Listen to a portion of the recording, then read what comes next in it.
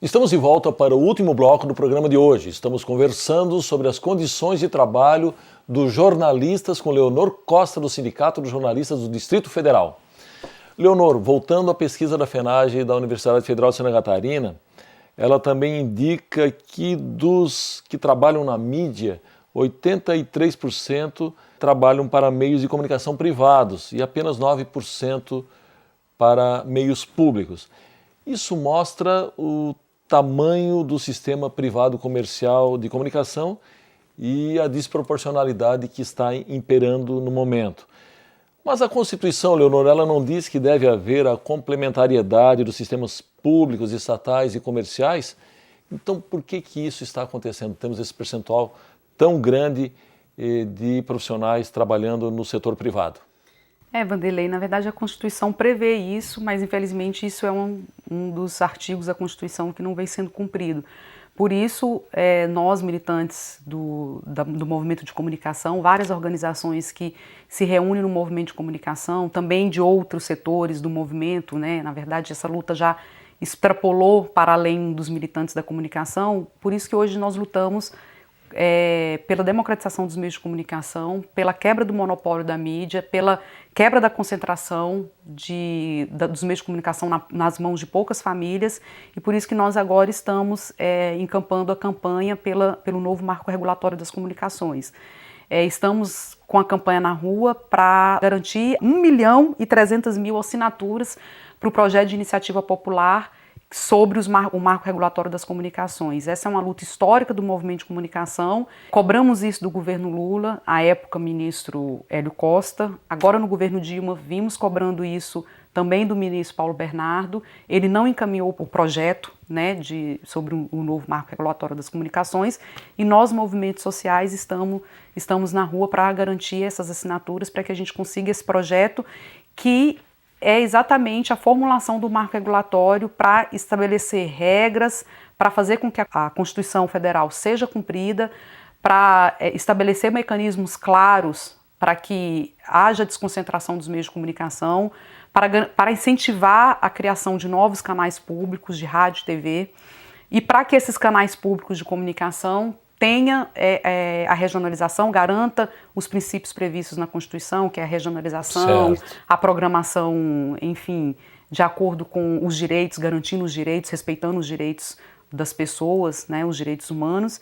E para isso que nós estamos na rua com essa campanha, para garantir esse marco regulatório, que é só o início de um processo. Certo. A gente tem certeza, na verdade, que a campanha pela democratização da comunicação é uma luta, assim, que ainda tem muita coisa para acontecer pela frente, mas a gente acredita que a revisão do marco regulatório das comunicações já vai ser um caminho importante, que a gente tem que começar por ele. E é combater o monopólio da mídia, é combater a concentração dos meios de comunicação nas mãos de poucas famílias, é combater a propriedade cruzada, que é o mesmo grupo de comunicação comandar várias empresas de comunicação, o mesmo grupo ter rádio, ter TV, ter jornal, ter o site, ter a rádio AM, a rádio FM, ter vários canais de televisão, às vezes não somente um, mas mais de um, é combater essa propriedade cruzada e a concentração.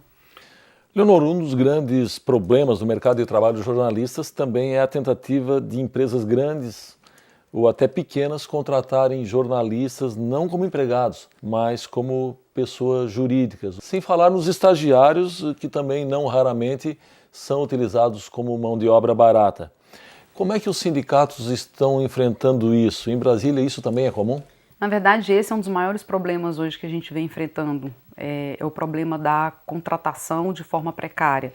Hoje, várias empresas de comunicação, algumas maiores, elas respeitam a forma de contratação, mas erram na questão da jornada de trabalho. Outras empresas menores ainda temem em contratar jornalistas de forma precária, ou por meio de pessoa jurídica, ou até por novas modalidades. Por exemplo, tem uma agência grande que está em Brasília e em São Paulo, atua em Brasília, São Paulo e no Rio de Janeiro, que tem contas de vários ministérios em Brasília, que é um absurdo isso, porque na verdade ele é terceirizado e hoje está prestando serviço em vários órgãos do executivo, que contrata o jornalista sob a modalidade de sócio-cotista.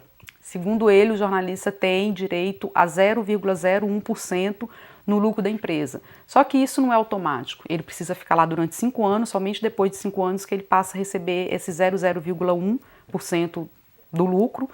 E é um lucro que também não reflete, obviamente, o lucro da empresa. E o jornalista é contratado, não tem contrato nenhum, enfim, ele assina, na verdade, um termo concordando com aquela modalidade. E é mais uma forma de burlar a legislação, uma forma descarada, inclusive, né, até mais sofisticada, inclusive, do que a pessoa jurídica, de burlar a legislação. Então, esse tem sido das principais batalhas nossas em Brasília, eu acredito que em outros sindicatos também, que é contra a precarização da relação de trabalho, contra as fraudes, né, na forma de contratação. Infelizmente, isso é muito comum. E em Brasília, isso é muito comum, e eu acredito que em outras capitais isso também seja bastante comum. Muitas empresas contratam o jornalista sem qualquer contrato.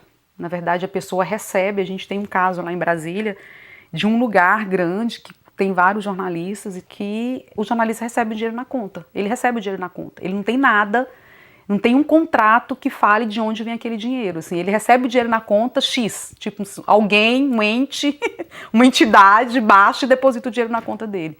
Então, assim, as formas de precarização, elas estão cada vez mais sofisticadas. Certo. Né? E isso é um problema que a gente tem enfrentado com muita frequência, não só lá, eu acredito que em todos os estados. Leonor, o tempo se esgotou, mas você tem ainda 1 minuto para fazer a sua conclusão. Não, eu gostaria de agradecer o convite, né, do TRT para a gente poder falar um pouco sobre a situação da nossa categoria hoje, e faço um convite aos colegas jornalistas que se sindicalizem, que participem das atividades do seu sindicato, que passe a se interessar mais pelas questões da sua categoria, porque a gente acha que é fundamental.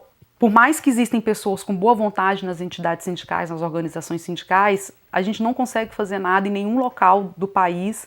A gente vai conseguir avançar na luta contra a retirada de direitos, contra a precarização das relações de trabalho, sem a participação dos trabalhadores. É claro que os trabalhadores têm que participar para nos dar embasamento, para nos dar respaldo, para fazer o enfrentamento cotidiano com os patrões. Então a gente convida os jornalistas a se sindicalizarem, a participarem das atividades do seu sindicato, participarem das assembleias, enfim, debates, seminários, e também faço um apelo aos gestores públicos que respeitem as jornadas de trabalho ao lançar edital para concurso público, e também aos empresários que respeitem as relações de trabalho, que respeitem a jornada, que respeitem a legislação e, enfim, não retire direitos, porque nós estamos de olho e vamos para cima se for preciso.